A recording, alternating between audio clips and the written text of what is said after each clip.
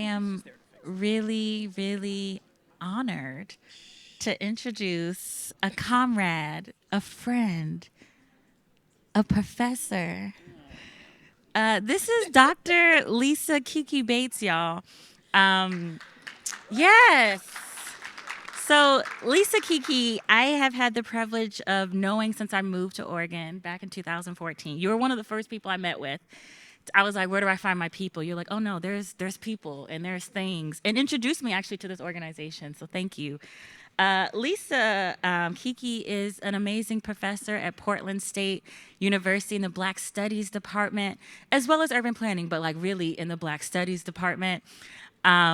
She's done such great work here. I think there's one thing I want to just name, which is not off topic, but it connects. Lisa wrote the gentrification study for the city of Portland. I'm sure you know people who are from here. If you're not, gentrification has just wrecked our communities, not just locally, it's happened all around the country.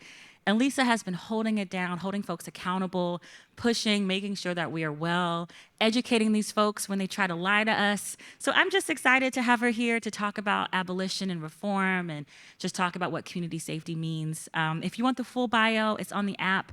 You'll get to learn about all her amazing accomplishments. But yeah, thank you, Keke, for being here.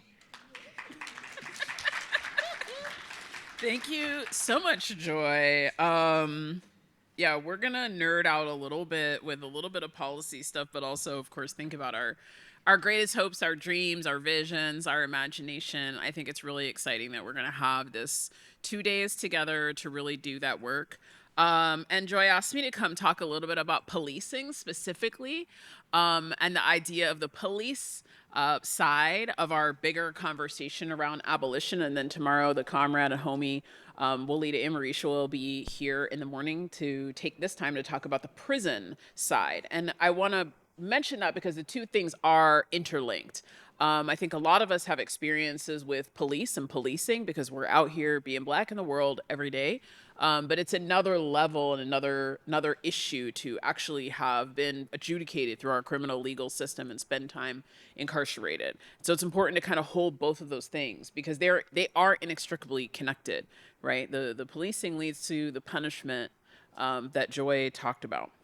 And I also I appreciate, Joy put a little bit of time into sort of talking about the journey and ourselves. And I'm hoping that we'll all agree as we are talking about these things. So I'm going to speak for a little bit and then you'll have time to talk in your tables about kind of where are you at? What are you thinking about? What are the questions that you have around the idea of abolish the police, defund the police, wherever we're at with that. So I'm hoping that we can agree, some of my favorite classroom agreements, wear your swim floaties. Nothing worse than sitting on your cool raft in the pool with sunglasses on and a drink in hand, and all of a sudden you're upside down, flipped, and down in the water, and you don't kind of know which way is up. But hopefully, if you have that experience as we're talking about and thinking about some of these tough topics, experiences that we've had that might be triggering, that if you do find yourself underwater unexpectedly, that you can maybe, figure out where is the light, which way is up, kick our feet a little bit, look to see if there's a hand reaching to grab you up, but kind of, taking care of ourselves in that space. At the same time, like no horseplay in the pool, right? We don't need to jump in with the cannonball to swamp anyone over, taking care of each other. We're all, as Joy just modeled for us, on a journey of thinking, evolving, rethinking, reflecting on our own experiences. And we're going to build our understanding and our politics together, right? Whether we're doggy paddling or we're in a full Olympic, stroke, we are going to get to the wall together. I think we spend a lot of time saying sometimes in our frustration, like skin folk ain't all kinfolk. Agreed.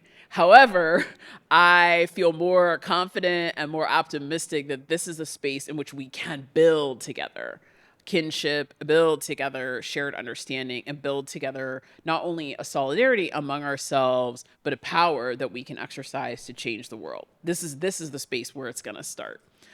If we can, sort of be with each other on our journeys. So I am curious kind of where folks are at now, if you feel comfortable to sort of like raise your hand in the room. Folks who are like, I'm down. I'm already there. Abolition today. I believe. How about I think that we can do reform. We need to work on some changes, some practical changes we can see. I don't know about this get rid of it thing. What about just, I don't really know. I'm trying to figure my way through. Okay, great. As Joy just said about baby abolitionists, I think it's really important that we know and acknowledge that our starting points, right?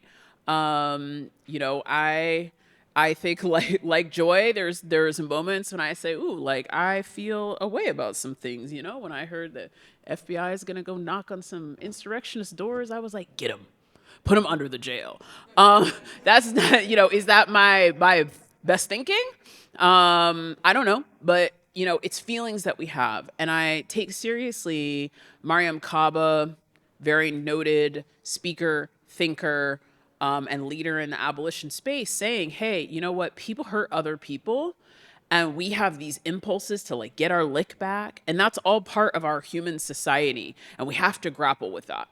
And we have to grapple with all the hierarchies and the oppressions that we're living with, and the way that has like both distorted the way that people treat each other, but also how we imagine rectifying those situations. Like our imagination has gotten kind of cramped, and it doesn't make sense to think of abolition as like an imaginary fantasy space in which, if everyone had like a nice school lunch, that we would never have harm again in the world. Like that's not what it is. Yes, we want to talk about how we can transform our material conditions, but we also have to talk about how we're going to transform all of these hierarchies, these oppressions that we've been living in and living with over centuries of time, right? And again, this is exactly the space and the people where I know that we all know what those things are. So I think it's great to take this as a learning space and evolution space, and be, good with one another's learning. And in that vein, I started off by thinking a little bit about the reality that, a lot of us have called a cop before. We've called the police. You don't have to raise your hand if you don't want to, but thinking to yourself, have you called the police? Called 911 because you were being hurt, or someone else you saw was being hurt, threatened. Something got stolen. You get up one day and you're like, my TV is gone. Where did that go? What do? You call the police. It's a thing we do, right? There's an accident, car accident, and you call for help. You call 911. We all learned that as a child. And even if we didn't intend for it to be police primarily who come, they will be there. That's part of that system, right? That's part of that emergency response. We felt unsafe, or we were worried that something was wrong. I talk a lot with friends, neighbors who, particularly given some of what's happening right now in our streets in terms of people who are unhoused, unsheltered, that sometimes something is really wrong and I want to call someone, and it's 911. And they're hesitating because they know most likely it's going to be police. But we don't have anywhere else to really go, or other reasons. So I don't think that to talk about our desires and our hopes to transform policing, to defund or even abolish police means we have to act like we've never been in it. I think actually we have to be in it. We have to know our own place in that space, and like the sort of whys, and why did that happen, and what happened once we made that call. What happened once officers showed up, or the like whoop whoop, appeared? Did the police prevent the harm from being done? Reflecting on your experiences. Did the police help or heal that hurt when they appeared? Did police get restitution? Did they find your stuff? Right? And did police create a feeling of safety, a feeling of security? And even if they did for a little bit, did that feeling last? Did we leave the space? Did we leave the encounter? Did we come back a week later and say, oh, now I feel good about this space, this place, this relationship, this situation?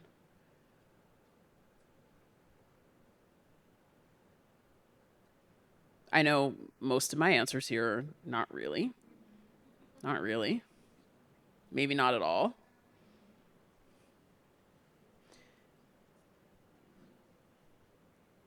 And because we're who we are, Black folks living in America, living in Oregon, we're also much more likely than the average bear to have been on the receiving end of police attention, right? Had the police called on you, right? Had uncomfortable encounters, just the discomfort, not knowing, the uncertainty. Hostile or even violent encounters. We know the statistics, right? We know that we are profiled by police themselves and also by others who are calling the police to come and address what they consider to be a feeling of unsafety when they see us, right? We've been more likely to be on the receiving end of other systems or institutions that connect to the police, right? So I think sometimes we wish for other kinds of care professionals, helping professionals, and they end up connecting us into the police, right? I think about an experience of, that special law enforcement knock on my door. And it was a call that a mental health professional had made to the police about my housemate, who did not come to the door when that knock happened, right? The intention was, I want to save this person from harming themselves. The action that took place was that, cops were banging our door down and they weren't helping or healing, right? They weren't equipped to do that, and they did not do that. So we might have great intentions of trying to protect a child, of trying to deal with a mental health crisis, of trying to deal with a physical health crisis. And suddenly ourselves, our loved ones, the people that we've tried to help are swept up into this other system, right? And that might be just distress. It might just be a stressful situation, but it might end up with being hurt, being in the criminal legal system, or worse. When I sat down, so we can ask ourselves, did the police solve that problem, or did they create more problems? Did the police treat everyone equitably in the situation? Or is there bias that's baked in? Did the police even follow the rules? Their own rules, our civilian rules for them? Too often the answer is no. And again, I'm really talking here about kind of the most banal and everyday encounters that we have, unfortunately, already on this level of stress, harm, pain, fear. But we know that for way too many people who are Black in this country, those encounters go far beyond just a moment or a week or a trauma, an emotional trauma, but end in death, end in extreme violence, that end in being removed completely from our communities, our homes, our families. And, as I sat down to sort of bring some visuals to the conversation, I realized, you know what, the list is, it is too long. And it's long, and it's historical, and it's ongoing, and it's added to week by week. And it reminds me that,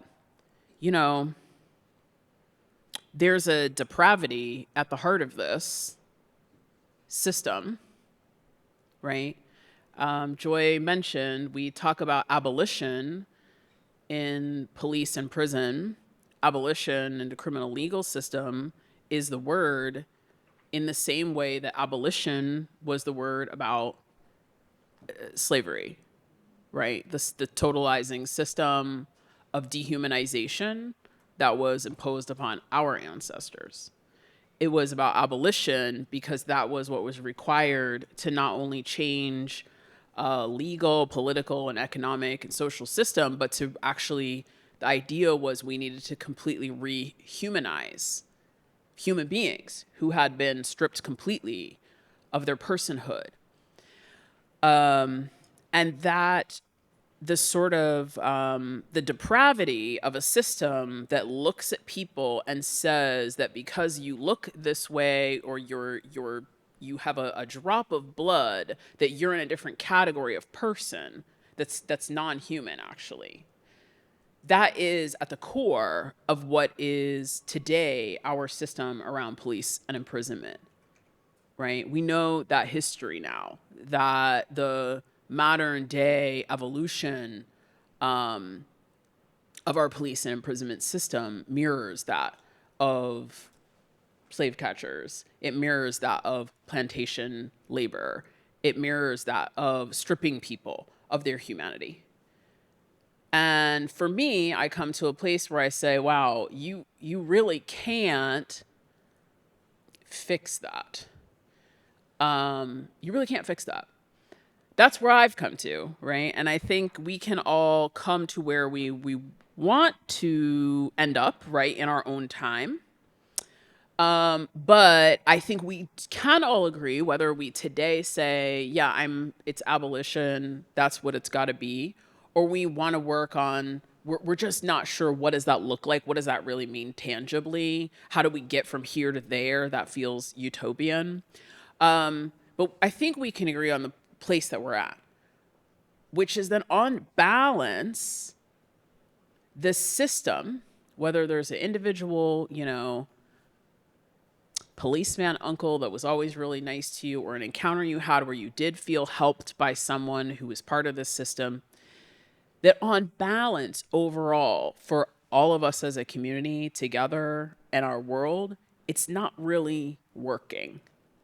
It's not making things more safe. It's not making people less harmed by each other. It's not addressing some of the core problems that we've identified. But the problem is that even weighing all of these things that we know, and I put we in quotes here because it's often not those of us in this room, right? But the powers that be, but we as Americans, we as a society, we keep choosing more as the answer. I think about just in my own lifetime. I was a teenager when the 1994 crime bill was passed by Democrats, but with wide, bipartisan and society-wide support, right? People were talking about gangs. They were talking about drug dealing. They were talking about violence in the inner cities, right? Those super predators, the ghettoized poverty culture. And they said, we need more police. We need more police, and we need them to have more stuff, right? That militarization, the SWAT teams, the equipment, the flashbang grenades, the military training, more. Now, did that make youth crime or youth engagement with antisocial behaviors go away? No, not really. I remember the fear mongering The first waves of fear mongering about migrants, quote unquote, migrants coming to the border, right? And ramping up fear around a crime wave of those kinds of those other people coming here. And the response was to hire more Border Patrol, Customs Border Patrol, police, ICE agents. Those are also part of police that had ever been hired before and place them on the border, right? And Black immigrants have the highest deportation rate of any immigrants, right?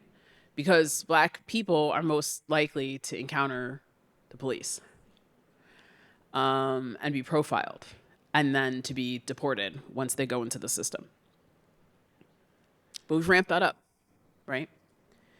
2020, uprisings throughout the country. Brief moments where we talked about let's bring this down a notch. Maybe the police don't need to have a 5 or 10% budget increase every single year. Maybe they don't need to have a tank, actually. And for a second, right? But then what came back from that was we don't need to have fewer police. We just need to have more community police. Actually, let's have more police and we'll put them closer to you. We'll have them get out of their cars and walk around and talk to you all the time. So actually, the ultimate reaction was nationally to increase the number of police. And by the way, to increase the number of deadly police shootings, which has only gone up since those 2020 uprisings. And I think very locally, we can see that as we have watched our crisis of homelessness in the streets in the Portland metro area, but also all around the state, in which police spokespeople, police union presidents have said over and over again, we can't solve this problem. But you know what? Actually, give us some more officers and we'll keep trying to solve, right? We'll keep trying to solve the problem. We can't solve the problem. We're not equipped to solve the problem, but we need more of us to do something about the problem. And so we have, again, a drumbeat of voices saying we need more police. If you live in the city of Portland, you know they're heavy tussling over police oversight, they continue to fight about body cameras, over the number of officers. It's the same conversation that we have to persistently participate in, because we've just always chosen more. And again, even when they say we can't do it, we can't do this job, but we need more people in the job. And one paradox that's really important for us to grapple with if we want to make practical steps toward change, whether our end vision is zero police or our end vision is just to have a system in which we're living healthy and safe and, relatively well, wherever you're at right now. The proposed reforms to the police often actually end up meaning more policing and less of everything else that we want and need. If we really believe that the way we're going to transform our communities and our cities to become more safe is for people to be housed, to have food, for young people to have something to do, for people to feel like they have a future that they're going, right, that they can access and activate, their dreams can be made true. The resources that we would love to spend on that are being diverted into the police. And the reforms that we want to have are actually giving that system more resources, more money, more attention. This is, I think, the really important insight that I've been learning and trying to really grapple with from the organization Critical Resistance. They've put together a really useful guides to ask us, how do we know? How do we know that what we're doing to try to change is actually reducing the impact of this system that's hurting us? It's actually making it hurt us less and not just making it hurt us like differently. We will know that when we ask ourselves questions about the things that are on the table. And the questions we need to ask are, does this actually reduce funding and resources to the police? Does this challenge the legitimacy, the idea that police are what makes and creates safety? Or does it say this is the only person that can create safety, not a social worker, not a conflict resolution person, right? That's the difference there. If my reform continues to say it's got to be a police, even when I don't think it should be a police, that's added legitimacy to the system. Does this reform reduce the tools, tactics, and technologies that police have? Or does it actually expand their activity space? And finally, does our reform reduce the scale of policing? So let's talk through an example so we can think about how this works, right? So we all know about body cameras, right? Police body cameras. Police body cameras are one of the major reforms that was proposed to go, much bigger, especially after 2020, right? Again, if you're here in the city of Portland, a multi-year fight over whether police would wear body cams and what that would be like. So we can analyze that with these questions, right? Does a police body cam reduce funding to the police? No, it seems like it gives them more money, doesn't it? They get way more money in the budget, right? They need cameras, they need training, they need, batteries, storage, right? They need a video editor, they needed a video storage person now. They need a person to respond to requests from the DA when it turns out that they hid the footage, etc. Does having a camera reduce the idea that police are like creating safety? Does it reduce the legitimacy of policing? No. I mean, it seems to suggest that they will be good at it. They just need a little more accountability. They just need our eyes on them. And when they have that accountability, they'll be doing it right. It doesn't say, hey, maybe that's not the one, right? It says they just need more oversight. They just need more visibility. And then they will be. Right? And critical resistance teaches us to say, well, how many of those are we going to do? How many of those, if they just can, then we'll be doing it right? Right? At what point do we say you can't do it? You can't do it. That's that legitimacy question. Does it reduce the tools, tactics, and technologies of police? Well, no, clearly not, because they have another technology. And here, not only do they get more gadgets, but when we think about how else those sort of gadgets are used and ask the question, does this reduce the scale of policing? No. Because those cameras can be used to increase surveillance of communities. We're in the camera too. We're in the camera too, right? Without delivering real accountability. But giving this false sense that if it's on the camera, it's real. This is what really happened. But what are some of the things that we hear when we see these horrifying videos that we've all probably seen unwillingly, come across our transom? What are some of the things we hear from people, even when there's a video? I want to know what happened before. What happened to make this the right choice? What did you do? that you shouldn't have done? What else? Well, you don't have the right angle, right? You don't really understand the scene enough. You don't see enough of it, right? We know that one of the things police unions fight over is whether the officers who have been involved in a use of force can go watch the video before they testify about the video. How long do they have to look at the video, right? When did they turn the camera on? When did they turn the camera off, right?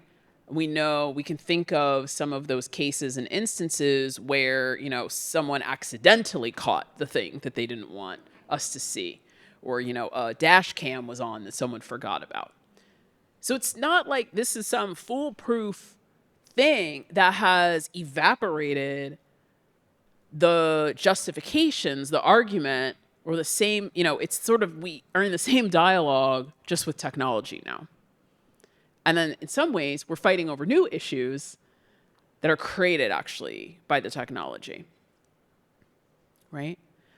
So critical resistance, I'm going to flip backwards here, suggests that we could think about what are reformist reforms, things that seem like something's about to happen, but they don't really shift these underlying conditions, and things that are reforms, practical changes that we could make today that will move us toward the direction that we want, which is to have less contact with police, less harm by police, right?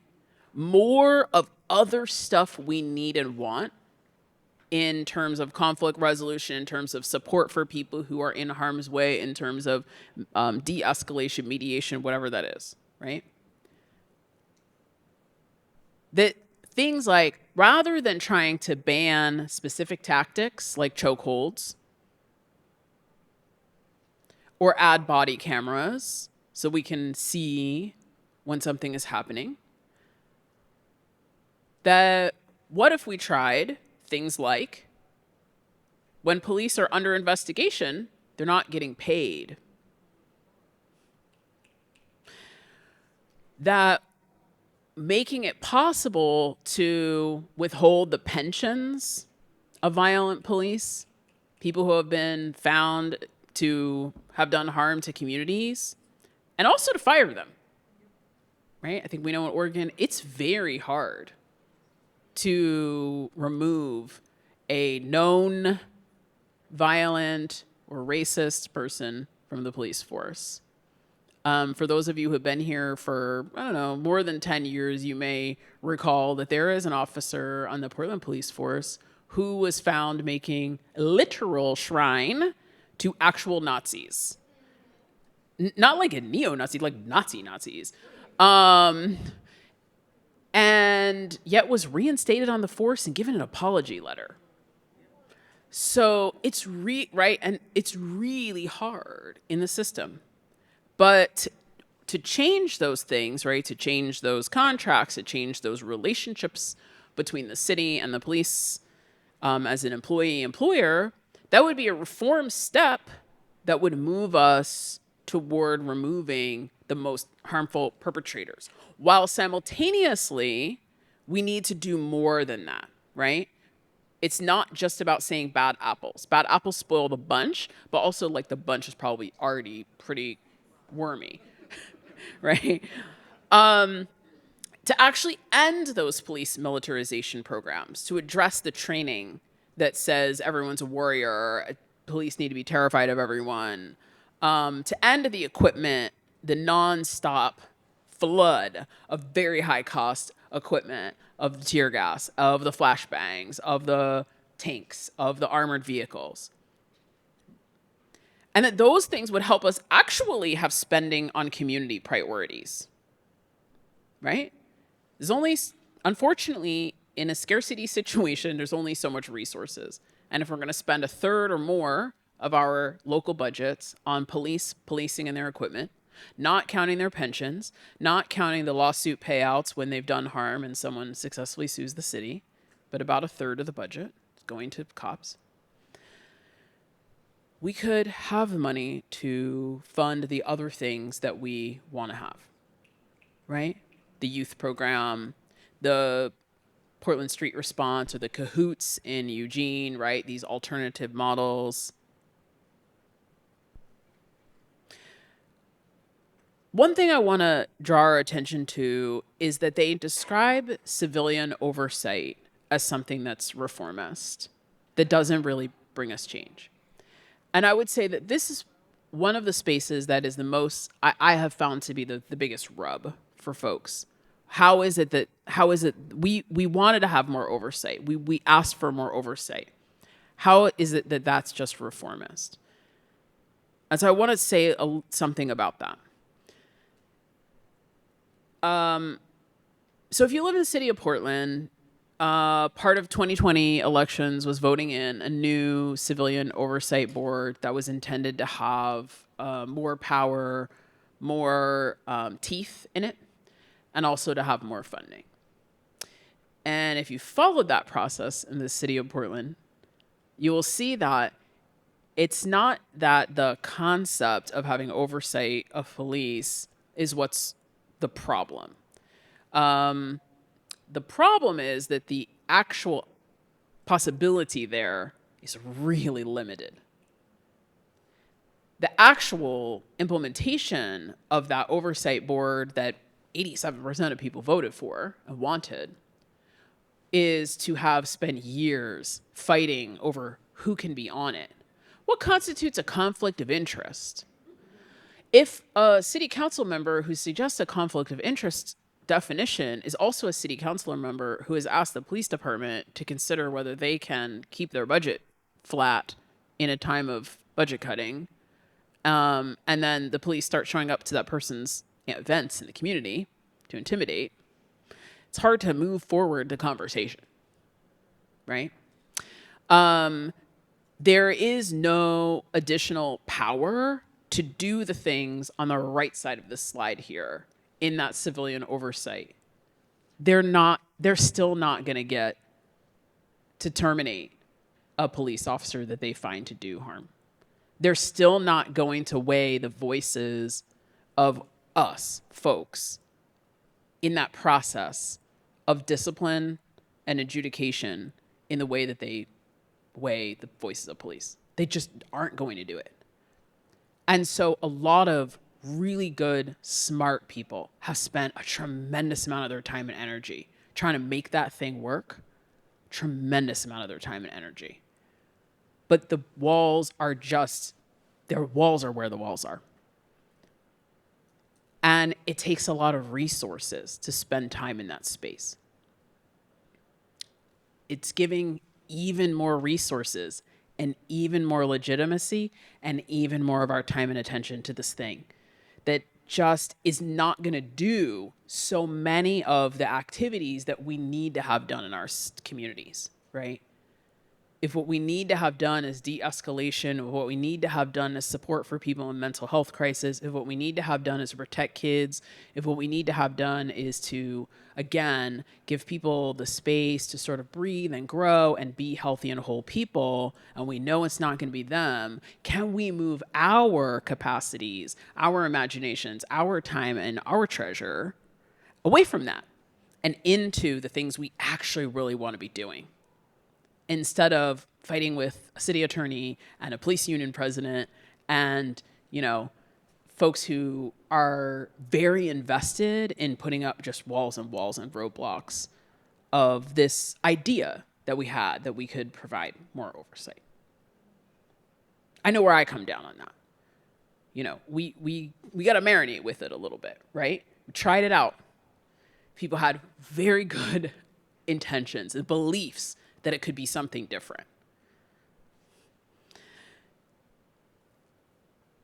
So we can use this tool around, are we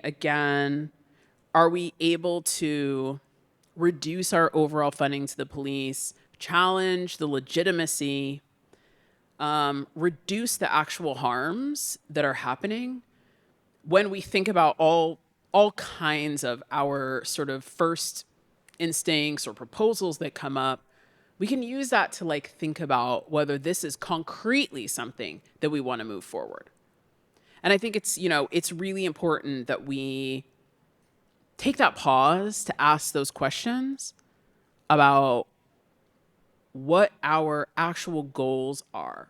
And if we want to build a space in which there's someone else to reach out to for help, there's a person with different skills and different resources and different capacities, then we have to make sure that we're asking these questions over and over again. Because we have tried for a long time to fix this system, and we have just keep ending up with more and more of the same.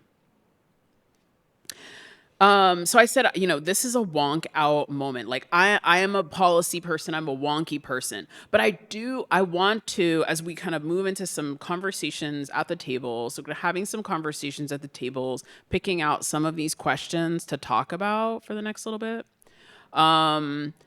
Think about not just, some of these questions. Like if you're a policy nerd and you want to talk about stuff that the cities or counties or the state are doing, I love that. Let's talk about that. But if you're not, if you're like, okay, cool, Lisa, I don't want to just talk about, budget reform, but we can also think about questions like, what are the non-police models of community safety you've encountered? What are the things that you want to build up? If you've met Cahoots or you've met Portland Street Response, did you think it was good? Is there better things they could be doing? Do we need to make it more Black? Do we, what do we need to do to make that an amazing system that works? What does our safety look like, really, if we get in our imaginative space? What are all these other pieces that we want? Joy mentioned the 2020 campaign had a strong plank for reinvest in communities. What do you want to reinvest in? If we could take that $50 million out of the police budget at a time, what would you put it in? And what would we need to change in our communities, our relationships with one another, our relationships with ourselves, our knowledge? What would we need to change in our communities, our societies, our families for this to even become a viable and effective solution? Right? Again, knowing that there's conflict, there's harm. But how could we begin to activate and think about that? So you're going to have time now, and obviously you can get snacks and stuff to think about and talk about these questions with each other. And throughout the rest of this day and tomorrow as well, I'll be around, for the 2 days. So we can always also talk about policy nerd stuff. I'll come down and talk about policy nerd stuff with anyone who wants to. I do want to make a strong plug around Let This Radicalize You. I think this book is exactly, if you haven't read this book before or you haven't encountered this book before, I'm opening it up again in 2025. I got it last year and I got to go back to it because I think it is really important for this moment that we're in. Mariam Kaba, whom I already mentioned, is a very noted thinker and doer in this space. And with Kelly Hayes, a longtime organizer, I think this book is really giving us some energy to think about when it seems like the thing is just one, it's like a big monolith, a wall that's like we cannot see any way to get through it. And they're helping us to see, no, there's a lot of cracks in that wall. There's a lot of daylight coming through. There's a lot of people already doing things to chisel more holes in that wall. The everyday experiments, the everyday relational work that we can do to care for one another and make things really happen, the things that already exist in this world, and importantly, how we can move from mutual aid, reciprocity, community building into organizing to actually build our power to really get that muscle behind that chisel and start knocking this wall down. It's a deep read, but it's not a hard read, if that makes sense to you. I think what's going to hit you in the gut, but it's not going to give you a migraine to read. You don't need to know a lot of theory. You don't need to know a lot of, it's going to bring you along, in the work. And so I hope everyone will get it out of your backpack, and get into that and join us as we read and talk about it over the next, little bit. Cause I think we're going to need all of the imagination and all of the inspiration that we could possibly get, if we're going to do this stuff together. So thank you so much for talking about police abolition with me, and thinking about some of these questions that we might ask ourselves. Here, I'm going to leave up these, prompts if these are helpful to you in talking in your table here, and you have a little bit of time to kind of chop it up with each other, meet your new friends and old friends, and think about what it is that we might want to do as next steps together. Yeah. Thanks so much. Good looking out.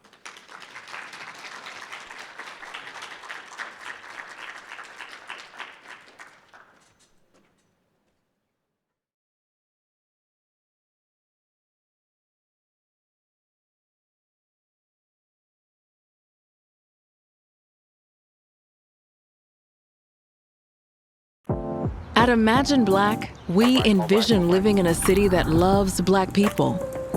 We imagine a world where every Black person has the rights, resources, and recognition to be part of a thriving, resilient, and connected community. We are freedom dreamers. Now is the time to invest in Black liberation and self-determination. Your support is critical to this work.